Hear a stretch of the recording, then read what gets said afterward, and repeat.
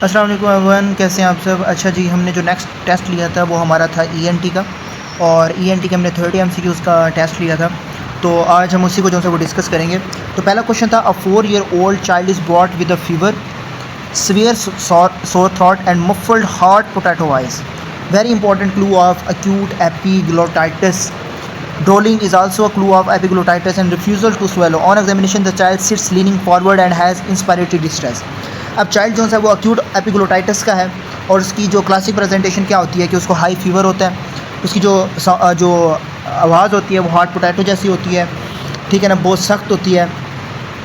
इसके अलावा drooling, refusal of keys, यानी कि इस कंडीशन के अंदर जो एपिग्लोटाइटिस होता है वो आपका स्वेलो हो जाता है, ठीक है ना। और स्वेलो होता है तो उसकी वजह से आपकी जो एयरवेज है वो सडनली आपकी ब्लॉक हो जाती है। तो जब ब्लॉक होती है तो उसकी सबसे पहली प्रायोरिटी क्या है? सबसे पहली प्रायोरिटी क्या है? ABCD प्रोटोकॉल की सबसे प्रायोरिटी क्या है? एयरवेज। तो हमने सिक्योर करना है एयरवे को इन द कंट्रोल सेटिंग, ठीक है। तो अपनी फर्स्ट प्रायोरिटी अपने क्या करना है कि एयरवेज को सिक्योर करना है आइडियली, ठीक है ना। और ENT या जो एनेस्थीसिया की टीम होती है उनके साथ आपने जो है इन चीज़ों को क्लियर आउट करना है, ठीक है। सेकंड क्वेश्चन क्या था? A 6-year-old boy present with ear pain, fever, decrease hearing after an upper respiratory tract infection. Otoscopy shows bulging, erythematous tympanic membrane with loss of landmark. What is the most likely diagnosis? अब देखिए, बात कर रहा है अंदर की, यानी कि उसे फीवर भी हो रहा है, यानी कि कोई ना कोई इन्फ्लामेशन हो रही है, ठीक है ना। मतलब कि एक तो अपर रिस्पिरेटरी ट्रैक्ट इन्फेक्शन है। एक तो चीज़ याद रखें कि आपका अक्यूट ओटाइटिस मीडिया जो सा है वो आपका मोस्ट कॉमनली अपर रिस्पिरेटरी ट्रैक्ट इन्फेक्शन के साथ हमेशा से कंसर्न करता है। अगर अपर रिस्पिरेटरी ट्रैक्ट इन्फेक्शन और उसके बाद चाइल्ड के अंदर ear pain, fever, decrease hearing या बल्जिंग या टिम्पैनिक मेम्ब्रेन आपको रेड मिले, तो इसका सबसे इंपॉर्टेंट कोई आंसर क्या हो सकता है? Acute otitis media. एक्सटर्नल नहीं होगा, एक्सटर्नल जो सा होता है वो आपका एक्सटर्नल कनाल में होता है, पिना जो सा होता है उसकी वजह से होता है, या पिना पुल करने की वजह से होता है, स्लैप लगने की वजह से हो सकता है, ठीक है ना। तो उसकी वजह से आपने ये चीज़ें देखनी है। So the right answer is acute otitis media. Third one is a 19-year-old swimmer. अब देखें, स्विमर आ चुका है, अब आपको खुद ही आइडिया हो जाना चाहिए कि कौन सा पेशेंट है। Complains of severe pain and itching, pulling the pinna worse the pain, ठीक है। पिना यानी कि एक्यूट ओटाइटिस एक्सटर्नल का जो सा वो पेन बता रहा था। External reticular is oedematous with debris but the tympanic membrane is normal, यानी कि classic question of otitis external. Otitis external, which organism is commonly associated with this condition? तो आपने क्या बताना है? सोडोमोनास आर्गिनोसा, सोडोमोनास आर्गिनोसा।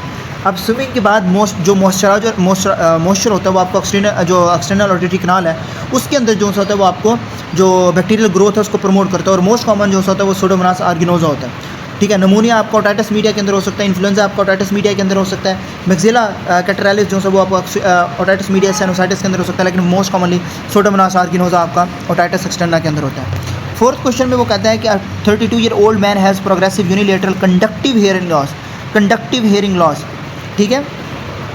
Otoscope is normal, Rinne test is negative on the affected side, यानी कि young adult है, फीमेल है, उसको प्रोग्रेसिवली यूनिलेटरल आपको एक साइड के ऊपर जो है वो हेयरिंग लॉस हो रहा है, कंडक्टिव हेयरिंग लॉस हो रहा है, और रिन टेस्ट जो है वो क्या है? नेगेटिव है। तो उसकी फैमिली हिस्ट्री उसकी प्रेजेंट है, तो it is a classically option is otosclerosis, ठीक है ना। इसमें आपकी जो स्टैप्स होती हैं, फुट प्लेट्स होती हैं, उसकी जो फुट प्लेट्स की जो है फिक्सेशन होती है, और जो साउंड कंडक्शन होती है वो क्या हो जाती है? जो है वो रिड्यूस हो जाती है। अच्छा, प्रिस बाइक्योसिस जो मैंने ENT के अंदर जब मैं आपको रिवीजन करवा रहा था उसके अंदर मैंने आपको बताया था कि आपका ओल्ड एज के अंदर हमेशा प्रेजेंट करता है। एक्विस्टिक न्यूरोमा की बात करते हैं तो न्यूरल यानी कि साइनोसो न्यूरल जो हेयरिंग लॉस है या टिनाइटिस सही बैलेंस है वो एक्विस्टिक न्यूरोमा में आपको देखने को मिलता है। मिनेरल डिजीज़ जो होता है वो आप इसमें एपिसोडिक वर्टाइगो मिलता है। वर्टाइगो की हिस्ट्री आपको जो है वो देखने को मिलेगी, ठीक है। सेम वो टेनाइटिस वगैरह भी इसके अंदर आपको देखने को मिलेगा।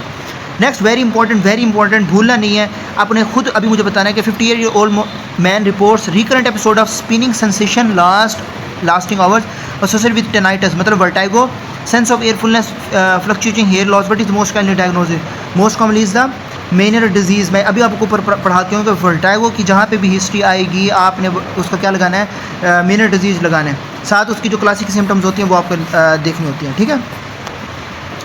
फिर नेक्स्ट कहता है, a patient develops brief episodes of vertigo when turning in bed and extending the नेक।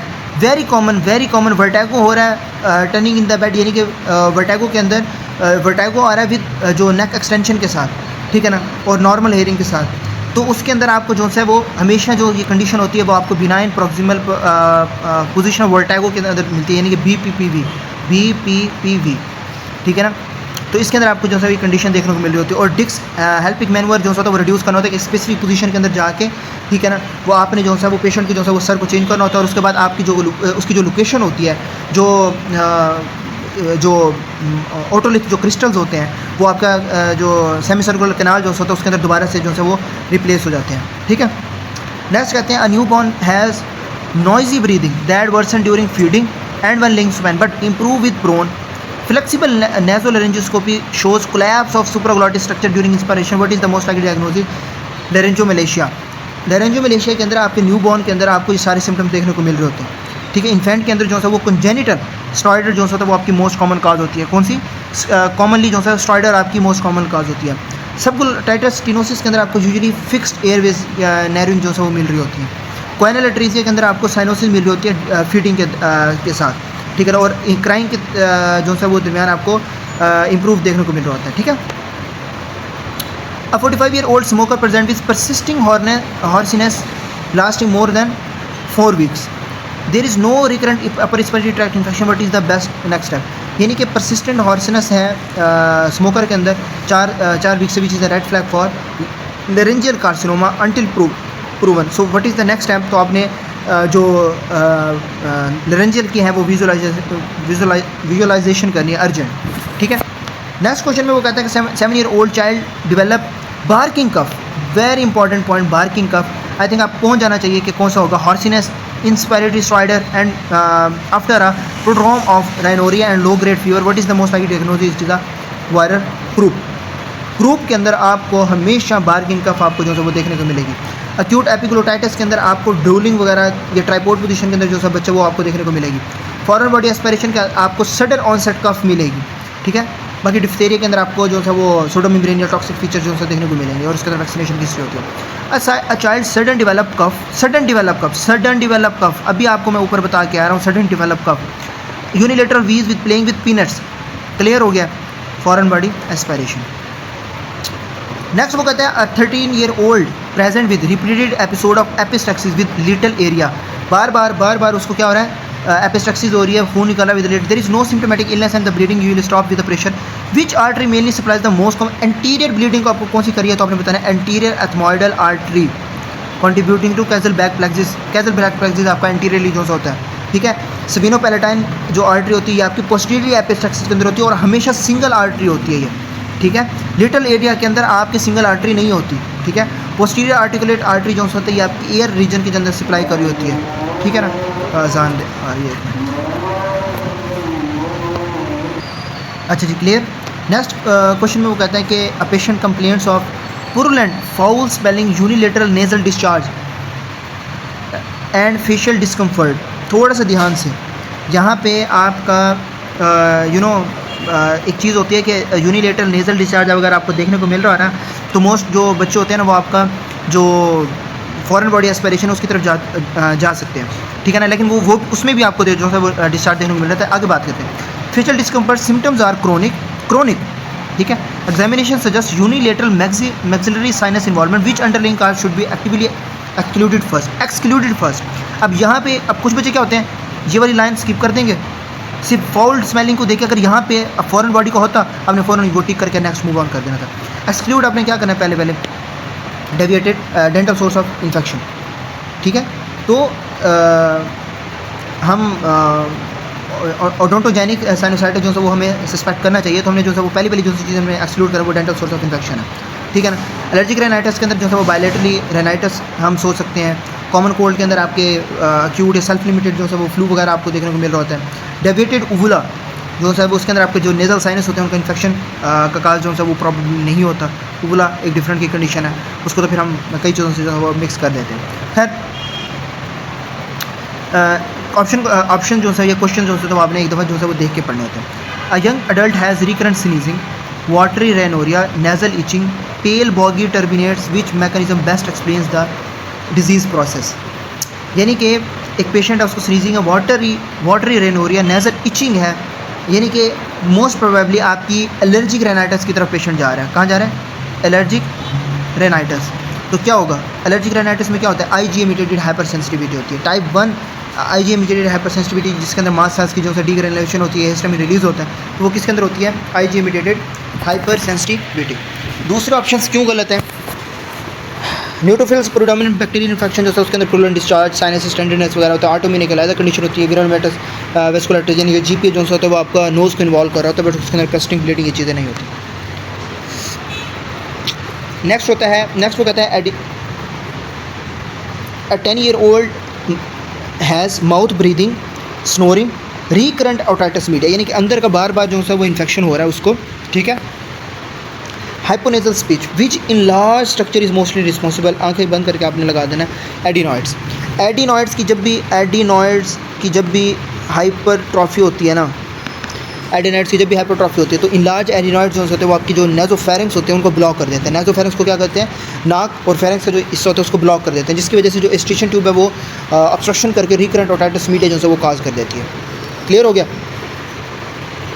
फिर आपका आ जाता है 24-year-old present with severe sore throat, fever, muffled voice, trismus, ये सारी कॉमन कंडीशन जो है वो आपने आंखें बंद करके लगा देना, पेरिटॉन्सिलर एब्सेस।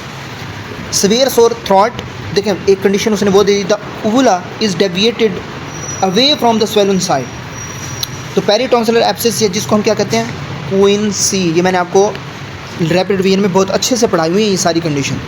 इसके अंदर जो इन्फेक्शन है वो टॉन्सिल्स के अराउंड जो है वो पस के एक्युमुलेशन जो बना देती है, आप जब मुंह खुलवाते हैं तो आपको जो है वो सामने नज़र आ रही होती है। ठीक हो गया। A 5-year-old present with fever, neck stiffness, dysphagia, drooling, refusal to extend the neck. A lateral neck radiograph shows widening of perivertebral space, which is the most likely diagnosis. आपने क्या बताना है, रेट्रोफरेंजियल एब्सेस। क्यों, रेट्रोफरेंजियल एब्सेस के अंदर जो children होते हैं उसके अंदर जो है वो डेंजरस जो डीप नेक जो है वो इन्फेक्शन हो रहा होता है, ठीक है ना। बाकी जो कंडीशन होती है टॉन्सिलाइटिस सिंपल सी कंडीशन है। क्रॉप के अंदर जो बार्किंग का स्ट्राइडर की हिस्ट्री होती है वो यहाँ पे नहीं दी हुई। कॉर्नियल ट्रेज़िया के अंदर न्यूनेटल साइनोसिस होती है तो वो हिस्ट्री नहीं दी हुई। तो most commonly option is retropharyngeal abscess. A 50-year-old man with long standard smoking history has painless enlarging cervical lymph node and later develop, ये मैंने बहुत अच्छे से, ये आपको मैंने बहुत अच्छे से पढ़ाया हुआ है रैपिड रिवीजन के अंदर, हेड एंड नेक वाला। With a normal air examination which primary site should be suspected, तो आपने क्या बताना है, लैरिंक्स एंड हाइपोफेरिंक्स, ठीक है। तो हेड एंड नेक की मैलिग्नेंसी जो होती है वो रेफर करी होती है ओटेल्जियास के साथ, ठीक है। स्मोकर और with painless cervical lymph node आपको देखने को मिल रहे हो तो उसके अंदर जो है वो एयर इसके अंदर नॉर्मल होता है, बिकॉज जो पेन होता है वो रेफर होता है किसके थ्रू, क्रेनियल नर्व 9 और 10 के पास, ठीक है। तो आपने जो है वो ये हेड एंड नेक की जो एग्जामिनेशन है ना, ये मैंने आपको ENT के अंदर बहुत अच्छे से पढ़ाई हुई है। नेक्स्ट बात करते हैं, patient present with a painless thyroid nodules. Thyroid nodule क्या है, painless. Cervical lymphadenopathy, okay. Vocal cord paralysis on one side, which nerve is most commonly involve, very common recurrent laryngeal nerve. Recurrent laryngeal nerve during surgery, जोर पड़ने से, compression होने से, उसकी वजह से आपको जो है वो वोकल कॉर्ड की जो है वो पैरालिसिस देखने को मिला होता है। हाइपोग्लोसल नर्व जो है वो टंग की मूवमेंट को अफेक्ट कर रहा होता है। ग्लोसोफरेंजियल नर्व 1/3 ऑफ जो है टंग होता है पोस्टीरियरली उसको सप्लाई कर रहा होता है, और फेशियल नर्व आपकी फेशियल एक्सप्रेशन जो मसल्स होते हैं उनको रिस्पॉन्ड कर रहा होता है। Next is 67-year-old diabetic develop severe otalgia, ठीक है। Otalgia granulation tissue in external auditory canal, यानी कि ऐसी कंडीशन जो कोई मैलिग्नेंसी की तरफ जा रही है, यानी कि उसके अंदर ग्रेनुलेशन फॉर्मेशन होना स्टार्ट हो रही है। External auditory canal and cranial nerve deficit, मतलब कि सारी चीज़ों को इंक्लूड किया। Which diagnosis most commonly, simple otitis external नहीं, अक्यूट नहीं, मैलिग्नेंट सीरियस ओटाइटिस मीडिया नहीं, तो it is a malignant otitis externa, ठीक है। क्यों, जो सुडोमोनास का जो इन्फेक्शन होता है वो स्कल बेस ऑस्टोमोलाइटिस तक जो है वो स्प्रेड करता है, ठीक है। सिंपल ओटाइटिस मीडिया के अंदर पेनफुल होता है, बट क्रेनियल नर्व की जो डेफिसिट होता है, स्कल बेस की इन्वॉल्वमेंट होती है। अक्यूट मास्टोइडिटिस के अंदर जो है वो आपकी स्वेलिंग होती है, टेंडरनेस होती है। सीरोटाइटिस मीडिया के अंदर आपकी जो फ्लूइड होता है, ये सीरस के अंदर जो सीरस है, ये सीरस का मतलब क्या होता है, फ्लूइड। अब यहाँ पे किसी किस्म की फ्लूइड की हिस्ट्री नहीं है, तो फ्लूइड जो है वो बिहाइंड द टिम्पैनिक मेम्ब्रेन आपको देखने को मिल रहा होता है। अच्छा, कैसे होता है, फॉर एग्जांपल ये एडिटरी कैनाल है ना, एक्सटर्नल ऑडिटरी कैनाल, और यहाँ पे आपका कान का पर्दा पड़ा। आप जब यहाँ से विजुअलाइज करते हैं ना, तो इसके यहाँ पे अंदर वाली साइड से आपका ये यहाँ पे फ्लूइड पड़ा होता है। आप क्या करते हैं, यहाँ थोड़ा सा कट लगाते हैं और उसको जो है वो आप एस्पायरेट जो है वो आपका कर लेते हैं। नेक्स्ट कहता है, a child with fever, severe ear pain with swelling, erythema, tenderness behind the ear with protrusion of auricle, यानी कि ऑरिकल के प्रोट्रूजन से बाहर निकालने से आपको जो है वो पेन हो रहा होता है, तो यूजुअली जो कोई अक्यूट ओटाइटिस मीडिया की जो सी कॉम्प्लिकेशन होती है उसके अंदर होता है, यानी कि जो मेस्टॉइड एयर सेल्स होते हैं वो इन्फेक्टेड हो जाते हैं, तो उसमें आपने क्या लगाना है, मेस्टोडाइटिस। ठीक हो गया। यानी कि कॉमन सा क्वेश्चन है कि आपकी जो मेस्टॉइड एयर सेल्स वो जब इन्फेक्टेड होते हैं तो उसकी वजह से आपको मेस्टॉइडिस जो है हिस्ट्री देखने को मिल रही होती है। ठीक हो गया। फिर आपका जाता है 40 year old man has recurrent bilateral nasal polyps, chronic nasal obstruction. She also reports asthma and previous attack after aspirin. The triad most commonly suggests which condition? अब ये तीनों का ट्रायड दिया हुआ है जिसको हम सेम्टर ट्रायड कहते हैं। क्या कहते हैं? सेम्टर ट्रायड। सेम्टर ट्रायड के अंदर क्या हमें चीज़ें देखने को मिल रही होती हैं, आपकी रिकरेंट नेजल पॉलिप्स, एस्थमा और एस्पायरिन की सेंसिटिविटी। इस चीज़ को हम इसको सेम्टर ट्रायड को हम एस्पायरिन एग्जर्बेटेड रिस्पायरेटरी डिजीज़ भी कहते हैं। क्या कहते हैं? Aspirin exacerbated respiratory disease. Clear हो गया। फिर कहते हैं पेशेंट है with chronic otitis media has, ये बड़ा इंपॉर्टेंट है, present foul smelling discharge, okay, hearing loss, examination reveals retraction pocket with keratin debris in attic region. We diagnose this is cholecystoma. भाई कोलिस्टिटोमा की आपको मैंने वहाँ पे बनाया था कि आपके कैरेटिनाइजिंग स्क्वेमस एपिथेलियम का जो है वो ऑब्स्ट्रक्शन होना स्टार्ट हो जाती है, उसकी डिस्ट्रक्टिव लीजन्स होना स्टार्ट हो जाती है, जिसकी वजह से जो बोन है उसकी एरोजन होना स्टार्ट हो जाती है। और आपके एक्सरे अगर करवाया जाए तो उसके अंदर आपको वाइटिश ऐसे कलर जो ऐसी जो सा वो कोलेस्ट्रोमा जो सा आपको मिल रहा होता है पड़ा हुआ। ये मैंने इमेज के साथ आपको समझाया हुआ है रैपिड रिवीजन के अंदर, काइंडली आप एक दफ़ा देख लीजिएगा। ऑटोस्क्लेरोसिस के अंदर क्या होता है कि आपको जो टिम्पेनिक म्यूल बिल्कुल नॉर्मल होती है, कंडक्टिव हियरिंग लॉस होता है, कोई फाउल डिस्चार्ज नहीं होता। ओटाइटिस सेटेना और पेरिस्बी आपको मैंने ऑलरेडी पढ़ा दिया, पेंसिल को भी अभी ख़राब होना था। खैर, फिर कहते हैं 72 year old complain of progressive difficulty hearing in noisy environment. 72 year old, please फिर माइंड करने, 72 year old age shows bilateral high frequency sensorineural hearing loss. We diagnose best. जी बताएं प्लीज। बाइक्योसिस मैंने आपको पहले बताया कि it is a age related degeneration, age related degeneration of cochlear hair cell या ऑडिटरी पाथवे। क्लियर हो गया। फिर वो बात करता है single develop gradual hoarseness without pain और systemic symptoms. Laryngoscopy shows bilateral small nodules at the junction of anterior and middle third of the vocal cord. सारी बात वोकल कॉर्ड के नोड्यूल्स की हो रही है यहाँ पे। क्या हो रही है? Vocal cord. अगर आपने वोकल कॉर्ड का टॉपिक पढ़ा है तो उसके अंदर वोकल कॉर्ड नोड्यूल्स जो है वो मैंने आपको पढ़ाया था कि अगर एक सिंगर है उसको ग्रेजुअल हॉर्सिनेस आपको देखने को मिल रही है तो आपने singer gradual hoarseness without pen, आंखें बंद करके आपने वोकल कॉर्ड नोड्यूल्स को जो है वो टिक कर देना। इसके अलावा और कोई ऑप्शन नहीं हो सकता, क्योंकि वॉइस जो होता है वो ओवर यूज़ होने की वजह से, अब्यूज़ से आपका जो क्रोनिक जो ट्रॉमा होना स्टार्ट हो जाता है। Next, a very important patient has unilateral sensorineural hearing loss tinnitus. A very important clue neural hearing loss है तो आपने आंखें बंद करके क्वेश्चन एरोमा के ऊपर जो है लगा देना। ठीक है ना। बाकी चीज़ें देखते रहेंगे लेकिन आपने जो है वो इन चीज़ों के ऊपर टिक लगा देना। An infant develops cyanosis during feeding. Cyanosis during feeding. Commonly is the corneal atresia. मुझे लगता है इसको पढ़ाने की कोई ज़रूरत नहीं है, आपको ऑलरेडी पता है कि साइनोसिस के अंदर ड्यूरिंग फीडिंग और इम्प्रूव विद क्राइंग कॉर्नियल अट्रेसिया के अंदर होता है। लेरेंजियोमेलेशिया के अंदर आपको सडन वर्स, आपको मैं ऊपर अभी पढ़ा के हूँ कि स्टॉइडर होता है वर्स सुपाइन के ऊपर या फीडिंग के ऊपर, और प्रोन कंडीशन के अंदर इम्प्रूव करता है। याद रखें, प्रोन कंडीशन के अंदर आपका इम्प्रूव करता है। अच्छा, ये भी इंपॉर्टेंट है, सबग्लोटाइटिस हेमेंजियोमा, इसके अंदर आपकी प्रोग्रेसिव बाईफेसिक स्ट्राइडर होता है और इसके अंदर कैथेटर फेलियर नहीं होता, वो आपका जो है वो पास हो जाता है। फिर आपका जाता है 38 year old with chronic sinusitis nasal polyp reports diminished ability to smell, यानी कि उसको क्या है, स्मेल करने में मसला आ रहा है। Which cranial nerve function is most likely, तो आपने बताना है olfactory nerve, very common. A child present with bilateral conductive hearing loss and dull retracted tympanic visible air fluid behind it. अभी मैंने आपको बताया कि अगर जब भी ओटाइटिस मीडिया विद इफ्यूजन का पेशेंट आता है तो उसका जो फ्लूइड होता है वो पर्दे के पीछे से पड़ा होता है, आपने थोड़ा सा कट लगा के उसको बाहर निकाल लेना होता है। ठीक है, तो मिडल एयर के अंदर जो है वो नॉन पुरलेंट फ्लूइड जो है वो पड़ा होता है, commonly after upper respiratory tract infection. जब भी ओटाइटिस मीडिया की कोई ना कोई बात आएगी ना, आपको अपर रिस्पायरेटरी ट्रैक्ट इन्फेक्शन जो है वो आपने लाजमी अपने माइंड के अंदर रखना है। तो it is otitis media with effusion. Otitis media नहीं होगा, क्योंकि आपको ऑलरेडी वो फ्लूइड लेवल मेंशन कर रहा है, तो ये इतने अंधे नहीं बनना कि फ्लूइड लेवल मेंशन करो और आप इफ्यूजन को छोड़ दें। Patient develop facial weakness after chronic mild middle ear disease with cholesteatoma. भी आपको ऊपर पढ़ा के आप ना, जब तक आपको इसकी इमेज नहीं देखेंगे ना, मैंने आपको जो पढ़ाई हुई है कोलिस्टिटोमा की, आपको शायद उस टाइम नहीं तब ना पता चले। What is the best explanation for this complication, यानी कि ये पेशेंट है उसको क्रोनिक मिडल एयर की डिजीज़ है कोलिस्टोमा के साथ, और कोलिस्टोमा जो है वो एरोड कर रहा है बोन की तरफ, तो जो फेशियल नर्व है वो पास होती है through the facial canal temporal bone में। जो कोलिस्टोमा होता है वो आपका फेशियल नर्व की जो है वो ओरिजिन करके आपकी जो फेशियल वीकनेस है वो काज करवा रहा होता है। तो the most common option is direct bony origin of the facial nerve. Autoimmune demyelination के अंदर आपको किसके अंदर आपको देखने को मिल रही होती है, बेल्स पाल्सी या GBS के जो पेशेंट होते हैं उसके अंदर आपको देखने को मिल रही होती है। कंप्रेशन ऑफ हाइपोग्लोसल नर्व भी जो है वो टंग की वीकनेस वगैरह हो रही होती है।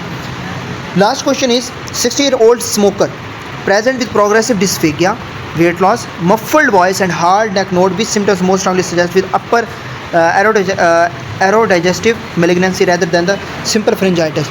Very important question related to upper aerodigestive malignancy या cervical node, तो आपने बताना होता है it's option is weight loss with hard cervical node। अब 60-year-old क्यों, 60 साल का बाबा जान है, वो स्मोकिंग कर रहे हैं, डिस्फेगिया हो रहा है, साथ वेट लॉस हो रहा है। आप कहेंगे डिस्फेगिया और वेट लॉस ये कोई ना किसी चीज़ पे अफेक्ट कर रहा है। अब साथ साथ आप ये देखते हैं कि अपर एरोडाइजेस्टिव ट्रैक्ट की मैलिग्नेंसी, यानी कि जो सिंपल फ्रेंजाइटिस होता है ना, वो यूजुअली आपका शॉर्ट ड्यूरेशन में होता है, ठीक है ना, सोर थ्रॉट, फीवर, अपर रिस्पिरेटरी साइंस होते हैं। जब वेट लॉस साथ वेट लॉस और हार्ड सर्वाइकल लिम्फ नोड आए ना, तो वो कैंसर की तरफ जो है वो चला जाता है, ठीक है ना। तो it is most important is weight loss. तो वेट लॉस की हिस्ट्री हमेशा जो है वो आपको कैंसर से जो है वो कोरिलेट आपने करनी होती है। Clear. So this is of it. Next इंशाल्लाह हम ऑप्था का जो पेपर लेंगे उसको जो है हम डिस्कस करेंगे। Thank you.